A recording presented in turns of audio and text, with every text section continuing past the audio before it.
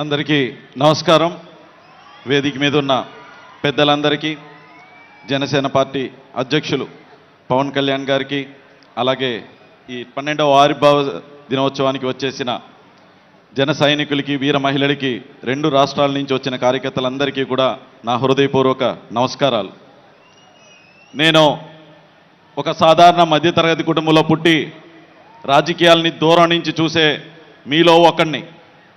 కానీ నాకు అందరికన్నా ఎక్కువ ఒక అరుదైన అవకాశాన్ని ఇచ్చి పార్లమెంట్లో మొట్టమొదటి జనసేన అభ్యర్థిగా నేను ప్రమాణం స్వీకారం చేసినందుకు చాలా గర్వపడుతున్నాను.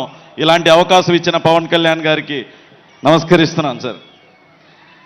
అలాగే పార్లమెంట్కి పంపటమే కాదు, అక్కడ ఏం మాట్లాడాలి, ఎలా మాట్లాడాలి అనేది కూడా ప్రతి సెషన్స్ ముందు నేర్పిస్తూ మనకింత మెజారిటీ వచ్చినందుకు మనం ఎంత బాధ్యతతో పనిచేయాలని మాత్రం ప్రతిసారి చెప్తూనే ఉంటారు.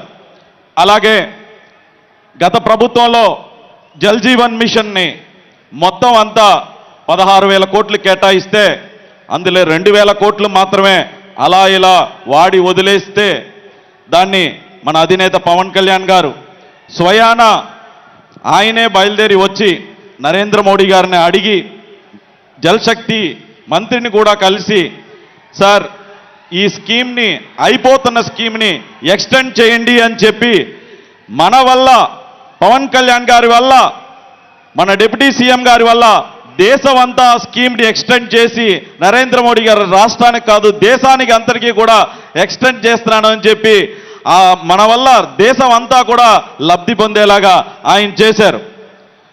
నేను కూడా మీకులాగే మన సార్ స్పీచ్ కోసమే వెయిట్ చేస్తున్నాను. సో దానికోసం ఎక్కువసేపు మాట్లాడకుండా ఇప్పటం స్టేజ్ మీద మన అధినేతను చూశాను. ఒక వేటకెళ్తున్న సింహంలా కనిపించారు.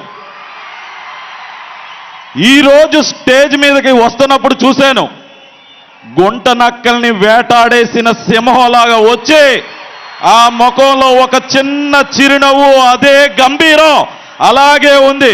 మీరు ఒక్కసారి క్లోజప్లో కనుక చూస్తే అది క్లియర్ కట్గా ఒక సింహం గుంట నక్కల్ని వేటాడేసి వచ్చిన, రాష్ట్రాన్ని ఇబ్బంది పెడుతున్న గుంట నక్కల్ని వేటాడేసి వచ్చిన ఒక సింహంలాగా ఉంటారు. సార్ ఎప్పుడూ కూడా మీ వెంటే ఉంటాం, మీరు చెప్పిందే చేస్తాం, మీరు అప్పచెప్పిన బాధ్యతల్ని తప్పక పాటిస్తూ ఈ అవకాశాన్ని ఇచ్చిన మీకు హృదయపూర్వక నమస్కారాలు చెప్తూ సెలవు తీసుకుంటున్నాను. ధన్యవాదాలు. గౌరవ మంత్రివర్యులు, రాష్ట్ర పర్యాటక సినిమాటోగ్రఫీ శాఖ మాత్యులు శ్రీ కందుల దుర్గేష్ గారిని ప్రసంగించదు.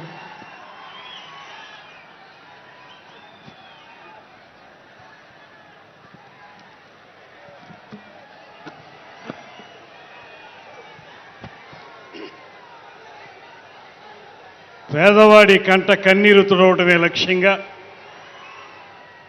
రాజకీయాలు ప్రారంభించి ఆంధ్రప్రదేశ్ రాష్ట్ర రాజకీయాల్లో ఒక ప్రత్యేక వరవడిని సృష్టించి రాజకీయాలనేవి